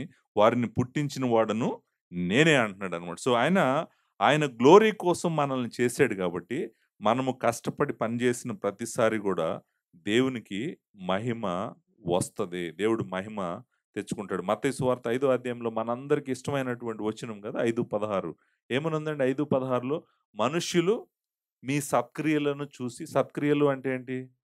మంచి క్రియలు. మంచి క్రియలు అంటే కష్టపడేటువంటివే. మంచి క్రియలు కష్టపడి చేసేటువంటి క్రియలే. మనుష్యులు మీ సత్క్రియలను చూసి పరలోకమందున్న మీ తండ్రిని మహిమపరచునట్లు వారి ఎదుట మీ వెలుగును ప్రకాశింపనీయుడి అనేటువంటి మాటను గూడా మనము చదువుతాం. దేవుడు మనల్ని చేసింది ఆయన మహిమ కోసం. చూసారా ఆదికాండం మొదటి అధ్యాయము 27వ వచనం నుంచి ఆయన ఏం చెప్పాడో అవన్నీ మనం చేసినప్పుడు ఆయనకి మహిమ తెస్తాం మనం. అదంతా చేయాలంటే కష్టమే.